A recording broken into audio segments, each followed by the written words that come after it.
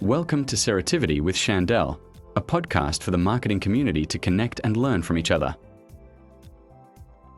The information provided in this podcast is not financial advice. It is for entertainment purposes only. Any examples or strategies discussed are for illustrative purposes and do not guarantee results. Please seek independent financial advice tailored to your personal circumstances before making any financial decisions. Hello and welcome to Ceretivity with Shandel. I'm joined today by Shena Foster. Shena is Director and General Financial Advisor at Advice of Life and Business Partner at Wealth of Advice. We're covering lots of different topics from marketing to networking to how Shena ended up coming into the career that she's in today. Welcome, Shena. Thank you, Shandel. Thank you so much for this wonderful opportunity to have a chat. As you said, my name is Shena, and I came from a marketing background back, years ago. When I was very young, I worked in the marketing industry for about 10 years, back overseas. And then when I migrated to Australia, that's when I find my love for numbers. Mm-hmm. And so I've been in the financial industry for around 20 years. Don't ask me how old I am because it shows my age. And so recently I've joined the financial advice industry. And so a lot of people think finance is, just numbers, spreadsheets, investment, but every financial decision is actually from fear, from pressure, hardship, dreams, and sometimes it could be trauma as well. So I work around mostly on risk strategy at the moment, helping families and business owners to protect their families' business income and, practically their future. So, Shena, I know when we've spoken in the past, we've spoken about values-based business marketing, and I know this is something that you're really passionate about. So I'd love it if you could talk through for our listeners how your values show up in your marketing and how you do business in general. Well, outside of work really in the industry, I love building communities. And I think I remember when I was working in a corporate accounting, a lot of my office mate and my boss used to say, "Are you sure you want to be in accounting? Because your personality is so different." And that's because I do have a background in marketing and I love to network. I love connecting people. I love networking. And, I probably have 47 business ideas just before I get out of bed. And I always think about how to help people. Um, and part of me networking and connecting is always about how can I help people. So my value is always driven by how can I be of help. I never thought about what can I gain from this, because I think it's just automatically flows back into you when your values is driven by how can you be of help to someone. Mm-hmm. So personally and in business wise, that's probably how I operate. From personal perspective, that's how I operate in everything that I do. Yeah, look, I think that makes really good sense. And I know that you take that into how your interpersonal skills with people as well, right? So sitting down, getting to know their business. Can you talk to us a little bit about that process? When I meet someone, I really think that I'm very my value is very relationship driven. I find that in business, especially if you're in the service based business, it's really building trust first and building relationship to someone. And in my industry, I wouldn't expect someone to just come to me and talk to me about their personal, finances and all their fears and what keeps them awake at night. It's a very personal thing, and so you're gonna have to have that integrity within yourself when you run your business. In every interaction that I make in my network in business and with client, I always find the building relationship first is a really good foundation. And sometimes you talk to clients and it doesn't result into any closed deals or anything, but the fact that I've helped them in some way by educating them, giving them information, for me that's a win. And that's how you establish your reputation in the industry. You don't want to be known as someone that's selling something. So for me, it's not about selling anything, but it's providing services. And in my type of industry, it's a very niche industry that people either understand it or don't understand it. And I think that's the gap that I'm actually looking at, have the conversation, to have clarity of where are you at now and where do you want to go. So the goal setting and setting an objective for your future, it's something that a lot of people doesn't talk about until it's too late. So yeah, I think relationship driven, um, and have that strong value to build relationship first before anything else is so important in this business. And something you've touched on there, which I think is essential in financial services, is really that you're educating people, right? So you're making this information available. It can all feel a little bit scary sometimes. And I would say using education as a marketing driver is such a smart move because it builds authority and trust. Can you talk about that a little bit? Because I know when we've spoken previously, you said to me that you do spend the time really giving people that extra information that they need, right? So that they can then make the right decisions for themselves. People value how I show up to them. Um, so your marketing first marketing tool is yourself. How you Yes. show up for people, right? Do you attend a meeting, client meeting, like disinterested, or I try to find as much as I can find about the person and really try to relate, because different people needs different interaction. Like it's different when you talk to a retiree person compared to, like, I think yesterday we were talking to early 30s. It's a really different dynamics, the way you talk to them and the way you make understand. So I think it's the skills that we need to um make sure we know how to make them feel that we're there for them, and that we're here to really talk about what is the possibilities um, that can happen from this conversation. It's not about, oh, I need to close this client, or I need to, I'm spending all this time talking to them, they need to buy from me or whatever. I think the marketing is our marketing strategy is heavily in education based, because I feel like when people are informed and educated, they can make better decisions. So I think a lot of people are craving for authenticity right now. They don't want, polished perfection anymore. They don't want people to talk like, how they sometimes they come across A lot like of all this jargon.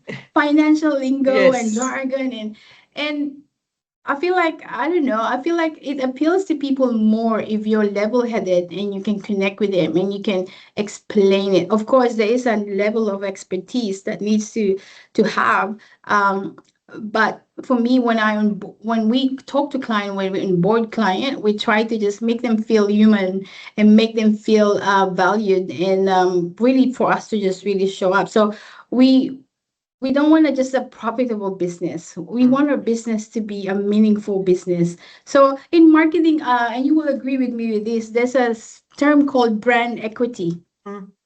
So I remember when I used to be a marketing manager for a big restaurant back overseas, brand equity is number one. That we always focus on advertising and campaign. Brand equity really means that, for example, if you talk about toothpaste, what's the first brand that comes to your mind, right? Colgate. Yeah. When I was growing up, I didn't even know Colgate was a toothpaste. I just know Colgate is Colgate. You know the But brand. that's Yeah. that's where they really get it right, right? Yes. Like when you think about soft drinks, you think about Coca-Cola straight Yeah. away. So brand equity is the thing where when you show up to people, you're the first one in their brain. So yeah, brand equity for me is something that I'm working on, and I am the brand. I feel like ourselves in service-based businesses, we are the brand. That's something you do well, because we obviously met at a BNI lunch that I was invited to as a guest, which was lovely. And I think you really stand out because you're very passionate about what you do and helping people, and that professional profile, and as you're saying, building that brand equity both in the business but in yourself.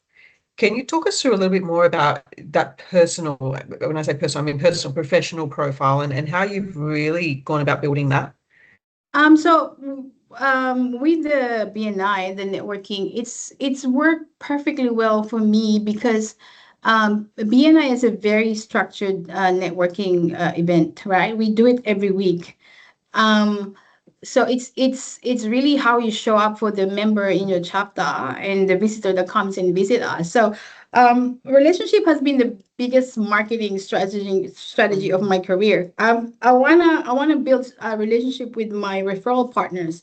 I've got accountants, mortgage broker, um, any other in the industry that I can feel like, all right, we serve the same clients, right? So if I show up for them, that's how I build trust, because you wouldn't recommend someone that you don't see all the time. And it takes time, and that's why I think BNI is very effective, because this is a long-term relationship. Some of the members we have been there for 5 6 years. It's a big time investment, but it pays off, because the way I think about it, my Wednesday is my marketing sales team meeting. And some of us don't have a big marketing budget to find and scale up to a lot of clients. So what you do, the networking event would be your marketing sales for team. So it's important that you show up. It's important that you be relatable with these people, and really just build that relationship, like, hey, I'm here, I'm actually here, like I'm showing up all the time. So finance is one of those industries where people would rather ask their cousins, neighbor's dog groomer for referral than Google it. Yes. Right? And so That's if you true. like, in my network, I've got 30 members, and sometimes we go up to 50 if there's visitors days and stuff. So these are potential 50 people that actually knows me already, um, and that I'm going to be, hopefully the brand equity kicks in. Service based businesses, it's so important to build relationship.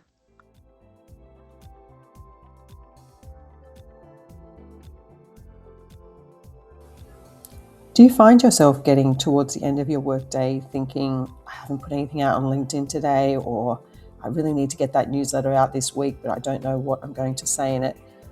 If that's the current approach to content marketing for you, it's probably making it harder than it needs to be, and it's not working to a strategic plan that joins everything up for you, and it's probably not going to result in the ROI that you're hoping for. One of the key things you need to do with content marketing is to start with your strategy, then work towards a content calendar, and then produce the content. If this is something that you'd like some help with, we'd love to hear from you. Shandel at ceretivity.com.au. While you're building those relationships, you're fine-tuning your key messages, because you're getting feedback from people in real time. And I've talked about this on other podcasts. I'm curious to hear from you, in addition to networking, what else do you think in your marketing mix kind of really bolsters your professional profile? Are there other things that you're drawing on, like maybe social media or newsletters, or what else do you do to kind of complete the mix? Well, at the moment, I'm actually guilty of not focusing too much on social media. I just attended a master class last night, and it talks about visibility. All right. So with the age of AI and all social media right now, I think it's so easy to just show up online too, right? You can just, I heard that you can automate something from Canva, and then it's just pretty much put contents in your social media.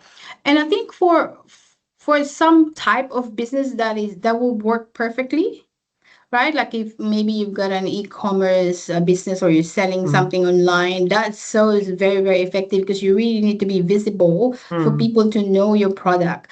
And so for service-based businesses like ours, um, I'd love to have, and I think we're starting to, utilize social media like LinkedIn and Instagram, Facebook. But I'm so guilty of not really posting a lot lately, because like I second guess myself sometimes. Like, when I post this and I post that, and that's what we talked about last night as well. And it's like, if you really want people to know where you are, right, and that you exist, you need to show up. And this day and age, it's social media. It's actually, a lot of people will go LinkedIn than Google something. Yeah. Yeah. right? And so if I need a service, if I need, I don't know, if I need marketing services, or if I need business coaching or life coaching, I would jump in LinkedIn and say, okay, because in LinkedIn, you can really see how people interact into a person profile. I think it's important that we show up in LinkedIn.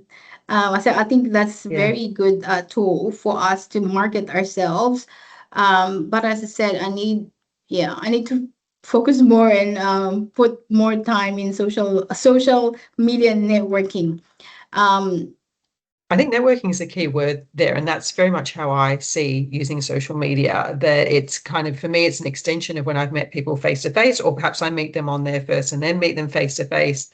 But I'd also add to what you were saying, just in terms of automation around social media, and this is my personal opinion, I wouldn't do it for a service-based business, and especially one around HR or finance that I work yeah, in a lot, because people can tell when it's authentic. The same as turning up face-to-face authentic.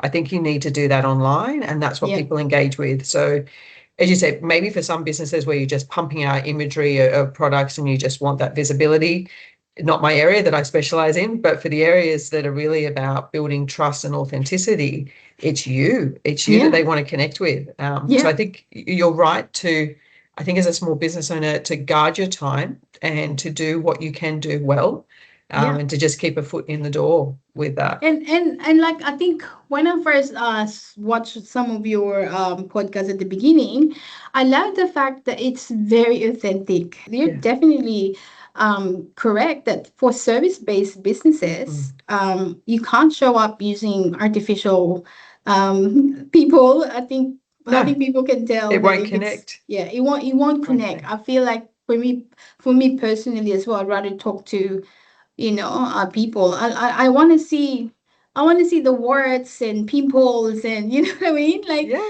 and we're gonna make mistakes, and we're not gonna always say the right thing, which is just make it fun and natural Yeah. to It, conversation. people And I feel trust people, people. yeah, Yeah. people will engage more and listen and say, that's a very interesting conversation.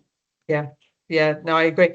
I want to talk. We've obviously mentioned networking, we've mentioned BNI, but I know that you're also part of other networks, and you've spoken to me before about how they're structured a little bit differently. Can you talk to us a bit about the other networking that you do? So the other network is actually a group of women entrepreneurs that I'm part of. It's called Kingdom for Women Entrepreneurs. So it's a faith-based organization where we help women who's in the business, all Yep. types of business, and just build a community around them. And sometimes, as women in business, it could be a bit isolating, Mm. and as women, we love community, and we love Yes. tips and here and there, Yep. and I find that really, for me, I enjoy it so much because I love exploring other businesses that these women do. Yeah. Like, I met people that, women that does nutrition or life coaching or personal brand image, and it's just it's more for me as well to learn from other people, Mm. and hopefully I impart something to them as well. So to round out our conversation, because we've covered a few different areas today, what I'd really like to just focus on is if you maybe have some tips for anyone else who's in a business that's really about building trust around how they can go about informing and educating people and using that as the basis of their marketing strategy. Maybe if you had 3 tips for people who are doing that. Okay, so if you're in a service business, I think first thing first is you have to make sure that you're the expert on that field. You're gonna have to learn, and even now it's evolving. Like, just the recent federal budget, which we need a whole Mhm. podcast for that. You need to update your knowledge. So if you're in a service provider, I really highly recommend that you just make sure you're an expert on the subject that you're about, because Mm, people can tell if you're not, and if you just otherwise you're going to be just selling something, mm, right? So mm, you don't want to do that. You want to be authentic, and you want to be an expert on your field. mm, Second tip is just be authentic. Be who you are. I actually learned, for me, my personality is so different. I already come across when I was an accountant, a lot of scrutiny about my personality because I'm very, I don't know, I'm not a typical finance person. But then I realized, you know what? I can't keep changing myself. No. And And that's I an don't want, asset to stand out, right? yeah, we're born to stand out, and it's really the unique you, Yeah. and people would love you for that. Either they love you or they don't. But if it's authentic, you will attract the right people in your circle. And then I think third but not the least, surround yourself with people that really lift you up. So it doesn't matter which network you join. You just have to make sure, are these people in your circle adding value to your life, personal, and to your business life? But also, it's the vice versa as well. Are you adding value to these people as well? And so I feel like if you just really keep it real and be authentic, you're gonna do well. And I think that's a great note to end on, Shena. I think that that's absolutely spot on for everyone. And we talked about professional profiles. Being authentic and being who you are is what's going to attract people back to you. So thank you so much for coming on the show today. I really appreciate it. Thank you so much for having me. I love this. We should do this again. Absolutely. If you enjoyed today's episode, please like and share, as this helps us to reach more marketers just like you. I'd also love to invite you to email me if you have any suggestions for future topics for episodes, or if you'd like to be a guest on Ceretivity with Shandel. Best way to reach me is shandel@ceretivity.com.au.